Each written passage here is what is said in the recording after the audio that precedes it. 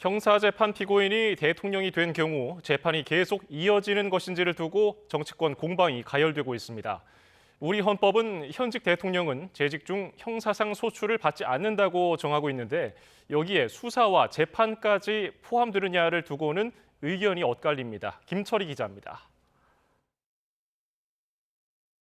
최근 한동훈 전 국민의힘 비상대책위원장이 SNS를 통해 남긴 글이 정치권에서 화제가 됐습니다. 헌법 84조가 재직 중인 대통령은 형사상 소출을 받지 아니한다고 규정하고 있는데 피고인이 대통령이 된 경우 이미 진행 중인 재판까지 멈추는 건지를 두고 논란이 생길 거라며 추가 기소가 임박한 민주당 이재명 대표를 사실상 저격한 겁니다. 법 전문가들 의견은 분분합니다. 먼저 헌법에 나오는 소추는 말 그대로 기소만을 의미한다는 해석이 있습니다.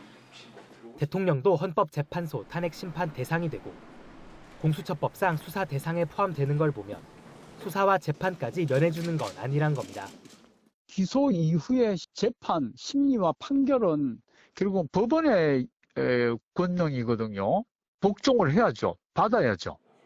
반면 헌법을 만든 취지 등을 고려하면 대통령 임기 시작과 동시에 진행 중이던 재판도 멈추는 게 맞는다는 목소리도 있습니다. 대통령이 딱 되면 그때부터 소출을 금지해야 되니까 더 이상 재판을 진행하지 않는 걸로 이렇게 해야 될 걸로 보입니다.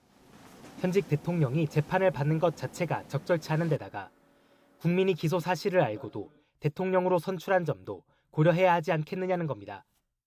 그런데도 당선을 시켜줬으면 일단 그 대통령직 수행에는 문제가 없다고 국민이 판단한 거로 볼 수 있잖아요. 여러 해석이 충돌하는 가운데 중대한 형사 범죄를 저지른 경우라면 탄핵으로 대통령을 먼저 파면한 뒤 재판을 받게 하는 것이 순리라는 의견도 나옵니다. 유력 정치인이 형사재판을 받는 일이 더는 생경하지 않은 상황 속 관련 논쟁도 한동안 사그라지지 않을 전망입니다. YTN 김철입니다.